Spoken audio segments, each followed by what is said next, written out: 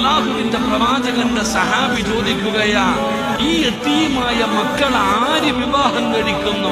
ഈ യതീമായ മക്കൾ ആര് വിവാഹം കഴിക്കുന്നു? രണ്ട് സ്വഹാബത്ത് തയ്യാറായി. ആ വിവാഹം കഴിക്കുന്നവർക്ക് നിങ്ങൾ ചോദിക്കുന്നത് ഞാൻ തരും. ആ രണ്ട് പെൺകുട്ടികളെയും വിവാഹം കഴിക്കാൻ തയ്യാറായി. രണ്ട് സ്വഹാബത്ത് തയ്യാറായി. എന്റെ പ്രിയപ്പെട്ട സഹോദരങ്ങളെ, ആ രണ്ട് പെൺകുട്ടികളുടെ വിവാഹം അവിടെ വെച്ചുകൊണ്ട് അബ്ദുറഹ്മാൻ ഇബ്നു ഔഫ് തങ്ങൾ നടത്തി കൊടുത്തു. ആ റൂഹ് പിടിക്കുന്നതിന് വേണ്ടി ഇറങ്ങി വരുമ്പോഴാണ് ആ അസ്റായിൽ എന്ന് പറയുന്ന മലക്ക് റൂഹ് പിടിക്കാൻ വേണ്ടി ഇറങ്ങി വരുന്ന സമയത്ത് ആ രണ്ട് യതീമായ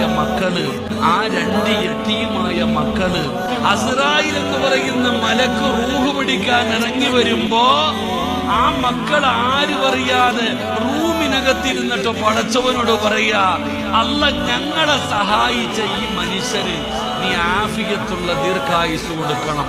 ആ ഒരൊറ്റ ദുആ വീടിനകത്ത് നിസ്കാരം പായിലിരുന്നിട്ട് പടച്ചവനോട് ദുആ ചെയ്യുന്നു, അല്ലാ ഈ യതീമായ ആരാരുമില്ലാത്ത ഞങ്ങൾക്ക് ഒരു ജീവിതം ഉണ്ടാക്കി തന്ന ഈ മനുഷ്യന് നീ ആഫിയത്തുള്ള ദീർഘായുസ് കൊടുക്കണേ അല്ലാ. ഒരൊറ്റ ദുആ. അല്ലാഹു പറഞ്ഞു, അസ്റായിലെ തിരിച്ചു വന്നേക്കാൻ, അസ്റായിലെ തിരിച്ചു വന്നേക്കാൻ. അങ്ങനെ റൂഹ് പിടിക്കാമെന്ന മലക്കിനെ തിരിച്ചു വിളിച്ചോളൂ. അങ്ങനാണ് സഹാബിയുടെ ആയുസ് അല്ലാഹു നീട്ടിക്കൊടുത്തത് എന്ന് ചരിത്രം പറയുമ്പോ ഇതാണ് യതീം. ഈ നാല് പെൺകുട്ടികൾ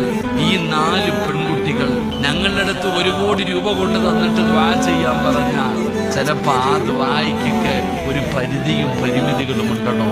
ഞങ്ങളുടെ അടുത്ത് 1 കോടി രൂപ കൊണ്ട് തന്നിട്ട് ദുആ ചെയ്യാൻ പറഞ്ഞാൽ ചിലപ്പോ ആ ദുആയ്ക്കൊക്കെ ഒരു പരിധിയും പരിമിതികളും ഉണ്ടോ?